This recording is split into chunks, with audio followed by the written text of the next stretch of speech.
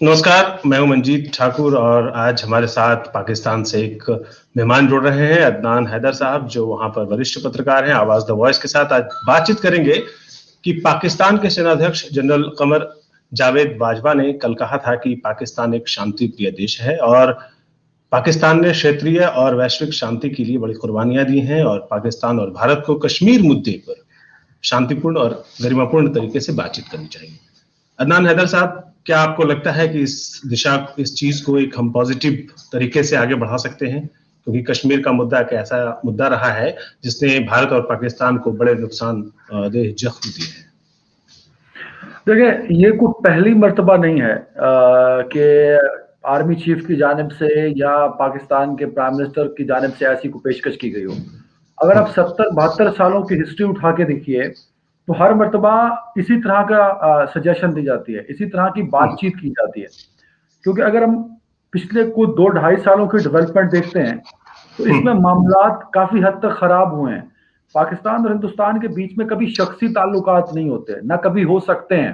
कि अगर मंजीत के अदनान हैदर के साथ बहुत अच्छे ताल्लुकात हैं तो पाकिस्तान इंडिया के बहुत अच्छे ताल्लुकात होंगे, ऐसा कभी भी नहीं हो सकता। ना कभी हुआ है, ना कभी पॉसिबल है। जब नरेंद्र मोदी अफगानिस्तान से वापस दिल्ली जा रहे थे तो उन्होंने पाकिस्तान के ऊपर से परवाज करना थी, तो उन्होंने नवाज शरीफ को, जो उस वक्त के प्राइम मिनिस्टर थे, उनसे कहा कि वो ऊपर से तो गुजर ही रहे हैं, तो वो उतर जाएंगे। थोड़ी देर लाहौर के ऊपर से गुजरना था, काबुल से दिल्ली लाहौर के ऊपर से थे, तो उन्होंने कहा जी मेरी ख्वाहिश है कि मैं उतर जाऊं। तो वो अकेले नरेंद्र मोदी की ख्वाहिश नहीं थी। अभी भी अगर आप नरेंद्र मोदी को शख्सियत के तौर पर देखें तो जब गुजरात में आग लगी हर तरफ, तब भी वो मुसलमानों के जो वहां मेन लीडर थे गुजरात के, उन लोगों से मिल रहे थे, इंटरेक्ट कर रहे थे।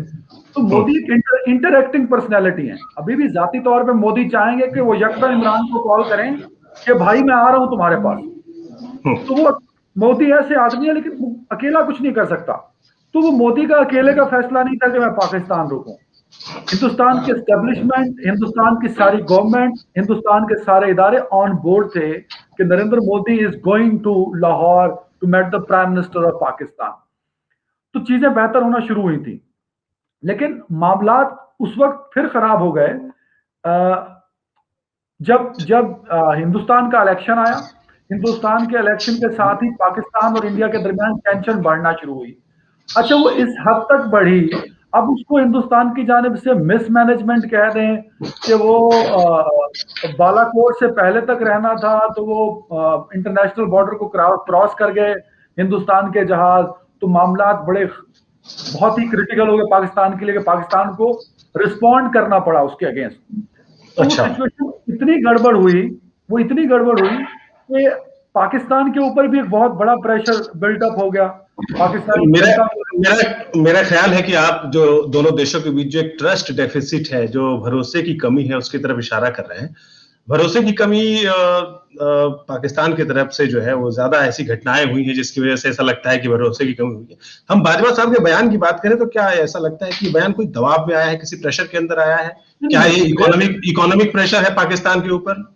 There is no economic pressure and there is no other pressure on Pakistan. देखिए, ये बातें आपको भी पता है, मुझे भी पता है।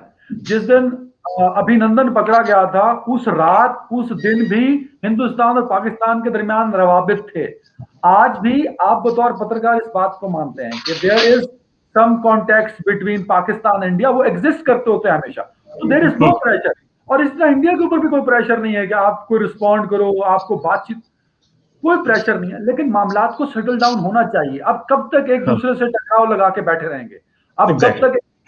सिचुएशन ये है कि इस वक्त एक दूसरे को रिलीफ दिया जाता है। हो सकता है कि पाकिस्तान ने एक स्पेस दी हो हिंदुस्तान को कि भाई आपका पायलट पकड़ा, वो हमने वापस छोड़ दिया। तो जिस तरह हमारे ऊपर एक पब्लिक प्रेशर है, हिंदुस्तान के ऊपर भी पब्लिक प्रेशर होगा। तो वी ऑफर यू कि आइए और बातचीत कीजिए। और ये पाकिस्तान हमेशा ऑफर करता रहा है, ये पहली दफा नहीं है कि बाजवा साहब ने कहा है कि जी आइए कश्मीर पर बैठ के बातचीत कीजिए। इससे पहले भी कई मरतबा खुद बाजवा साहब ने, डीजी आईएसपीआर ने कई दफा ट्वीट किया कि हम मामलात को बातचीत के जरिए हल करना चाहते हैं। जब टेंशन हो रहा था फरवरी 2019 में, तब भी पाकिस्तान की तरफ से स्टेटमेंट दिया जाता था कि हम अमन चाहते हैं, वी वांट पीस, इसको हमारी वीकनेस मत समझो और आइए बातचीत कीजिए। तो ये बात होती है। लेकिन अदनान साहब, एक बात बताएं कि क्या ट्वीट करने ट्वीट के जरिए या फिर बयानों के जरिए शांति या अमन चैन लाया जा सकता है, क्योंकि जो आंकड़े हैं वो ये बताते हैं कि पिछले 3 साल में यानी 2018, 19 और 20 में पाकिस्तान ने 10,752 बार सीज फायर का उल्लंघन किया है, सीज फायर तोड़ा है। तो एक तरफ तो आप अपने यहाँ आतंकवादी कैंप करवा रहे हैं। ये आपके आंकड़े हैं, आपके आंकड़े मेरे पास हैं। पिछले 3 सालों में 15,632 मरतबा इंडिया ने वायलेशन की, लाइन ऑफ कंट्रोल की। तो वो कौन सच कह रहा है? मंजीत ठीक बोल रहा है कि अदनान ठीक बोल रहा है? हाँ, दोनों के अपने अपने सच है, जाहिर है। लेकिन क्या ऐसा एक रास्ता यहां से शुरू होता है कि अगर आपके यहाँ, जो पूरी दुनिया में और खास करके हिंदुस्तान में ये जरूर माना जाता है कि वहां की जो सियासी हुकूमत है उससे ज्यादा फौजी हुकूमत की बात मानी जाती है, और अगर आपका सेनाध्यक्ष बाजवा साहब ये कह रहे हैं कि शांति की ओर, अमन की ओर बढ़ना चाहिए, तो उसमें थोड़ी संजीदगी है या नहीं है? या देखें, मैं आपको एक बात बताऊं मंजीत, दुनिया में कोई एक ऐसा कंट्री मुझे बताइए जहां फौज या एस्टेब्लिशमेंट गवर्नमेंट से ज्यादा स्ट्रांग नहीं है। कोई एक बताइए। आप हिंदुस्तान का नाम ले लीजिए, हमारे यहाँ पॉलिटिकल लीडरशिप हमेशा आगे रहती है। मैं बताता हूँ, नहीं, आगे रहना is a different story Manjeet, but कौन स्ट्रांग है, किसका इन्फ्लुएंस ज्यादा है, ये आपको भी पता है। हर मुल्क में ऐसा है, यूएस में भी ऐसा है। अब मैं बता रहा हूँ ना आपकी तरफ। अब जब हम पाकिस्तान और इंडिया की बात करते हैं ना, तो अकेला Narendra Modi is the most popular leader in Indian history after partition, after Nehru. वो बहुत, नेहरू के बाद मेरे ख्याल में इतना बड़ा पॉपुलर और वेल एस्टेब्लिश्ड लीडर इंडिया के पास कभी भी नहीं था। हालांकि मनमोहन सिंह ने बड़ा डेवलप किया इंडिया को। अकेला नरेंद्र मोदी भी चाहे तो कश्मीर इशू पे खुद से बात नहीं कर सकता। Civil government is not the authority, क्योंकि इसमें कसूर इंडिया या पाकिस्तान का नहीं है, कसूर सिचुएशन का है। सिचुएशन है लाइन ऑफ कंट्रोल के लेके, जहां कंट्रोल फौजियों के पास है, वर्दी वालों के पास है। तो जहां इंगेज हैं वर्दी वाले, तो वर्दी वाले बताएंगे कि कब बातचीत करनी है और किस टर्म्स पे करनी है। नरेंद्र मोदी या इमरान खान नहीं बताएगा। वहां से भी आर्मी ऑन बोर्ड होगी, यहां से भी आर्मी ऑन बोर्ड होगी। लेकिन भारत और पाकिस्तान के जो रिश्ते हैं उसके बीच में आपके यहाँ, जो खास करके पाकिस्तान में एक एंटी इंडिया जो प्रोपेगेंडा है, जो एक फैला हुआ है प्रचार, वो क्या उसमें बाधा नहीं बनती है, उसमें मुश्किल खड़ा नहीं करती है वो? अच्छा देखें, एंटी इंडिया पाकिस्तान में और एंटी पाकिस्तान इंडिया में इज अ बेसिक टर्मिनोलॉजी जो यूज होती है। हमारे यहाँ जब मैं छोटा था, इलेक्शन हुआ करते थे, तब कभी इंडिया का नाम लेके वोट नहीं मांगा जाता था। अब भी पाकिस्तान में जो अपोजिशन की पार्टीज हैं, वो हिंदुस्तान की यारी के साथ कनेक्ट करके अपने वोट को अपने साथ कनेक्ट नहीं करती, क्योंकि पाकिस्तान में जो वोटर्स हैं, जो पब्लिक हैं, वो इस चैप्टर को बिल्कुल वैल्यू नहीं करते क्योंकि ये इंडियन एजेंट है, ये इंडिया के साथ है, ये इसकी फेवरिज्म इंडिया के साथ है, तो इसको वोट मत दो। ऐसा नहीं होता, और ऐसा मेरे ख्याल में अब हिंदुस्तान में भी नहीं होता होगा। मोदी ने चलो एक स्टंट खेल लिया बालाकोट को करके, लेकिन लोग पढ़ लिख गए हैं, लोग एजुकेटेड हो गए हैं। मंजीत को चीजों का पता है, मुझे भी चीजों का पता है। मेरे सामने लाख इंडिया को गाली देते रहोगे, मैं अपनी पॉलिटिकल जो नजरिया है मेरा, वो मैं खास तौर पे रखूंगा, उसको इंडिया से कनेक्ट नहीं करूंगा। अब इंडिया में अदनान साहब एक बताइए कि क्या पाकिस्तान में जिस तरह से पॉलिटिकल इश्यूज की बात आप कर रहे हैं, क्या जो 8 घंटे बिजली चली गई थी उसमें भारत को, हिंदुस्तानी हुकूमत को उसका दोष दिया गया था, तो क्या वो वाकई गंभीर था या ऐसे ही मजाक में था वो? नहीं, आपको किसने कहा है कि इंडिया को हमने इसका रिस्पॉन्सिबल ठहराया था? कहाँ पढ़ा आपने? नहीं, मीडिया में खबरें चलती रहती हैं, मैं आपको एग्जैक्टली सोर्स नहीं बता सकता, लेकिन आपका मीडिया तो बिल्कुल नहीं देखना चाहिए। वो इतना ब्लैक वो येलो जर्नलिज्म से भी अगली को टर्म ऑरेंज जर्नलिज्म आ गई है। नहीं, पाकिस्तान के मसले में ऐसा नहीं होता है। पाकिस्तान के मसले में हम बड़ी ठोस रिपोर्टिंग करते हैं। नहीं, कहीं ठोस नहीं। मतलब आप मुझे एक कोट कर दीजिए ना कि आपने यहाँ पढ़ा या यहाँ सुना। Hindustani media is not the authority. बहरहाल अदनान साहब ये बताएं कि जो बाजवा साहब का जो बयान आया है, ये जो बयान हम तक पहुंचा है, वो वाकई वही बयान है? क्या वाकई कश्मीर के मसले पर शांति की या अमन की उनकी कोई मंशा है? और उसके बाद क्या पॉलिटिकल लीडरशिप वहां पर क्या इस पर रिएक्ट कर रहा है, किस तरह से?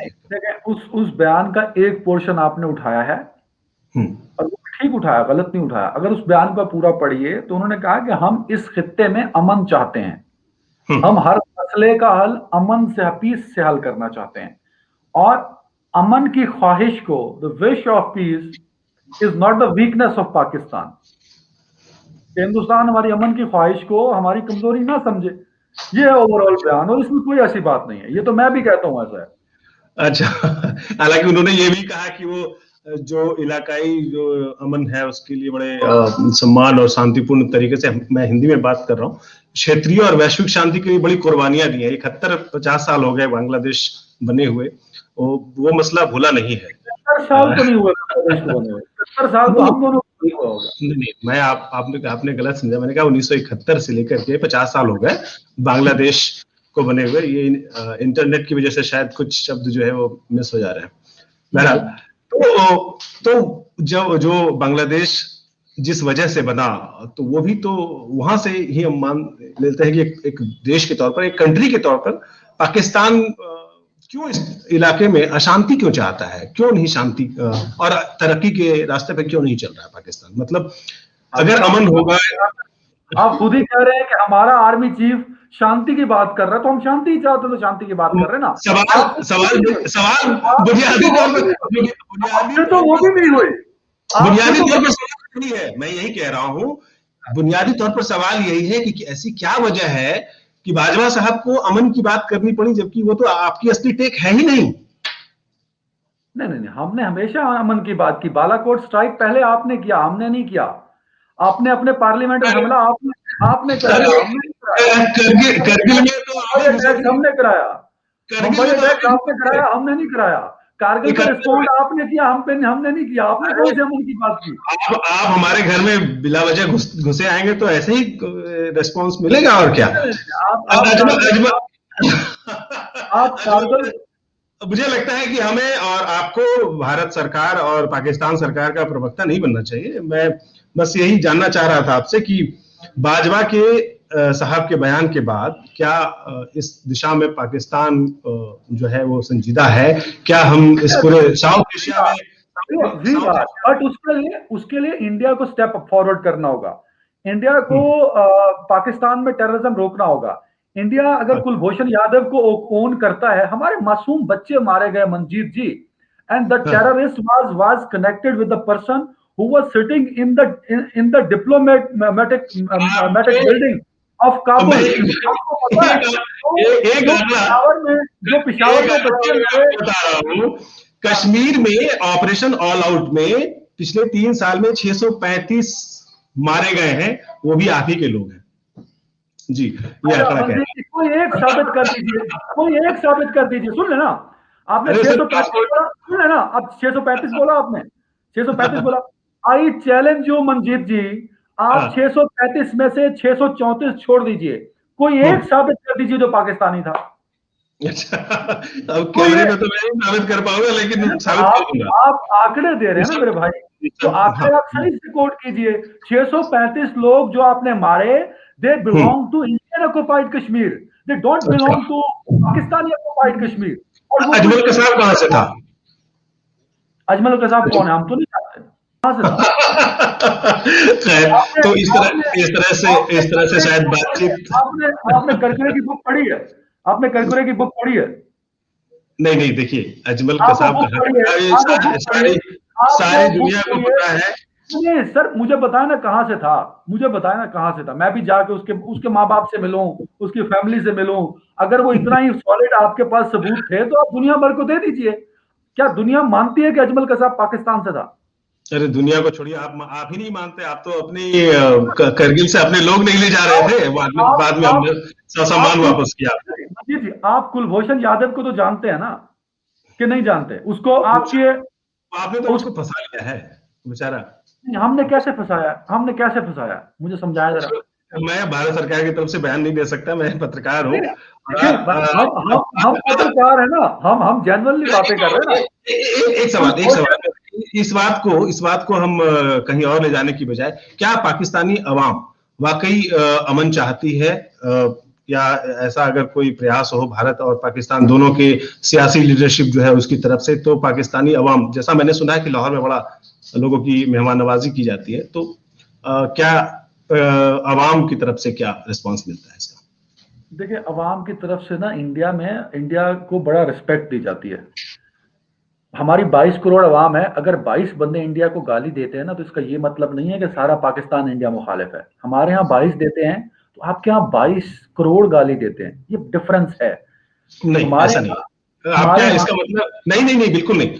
आपके नुसरत फतेह साहब से लेकर के चाहे जितने भी कलाकार आए, वही जितने लोग आपके यहाँ है ना कट्टरपंथी अवाम के अंदर, उतने ही हमारे यहाँ भी है, उससे ज्यादा नहीं है।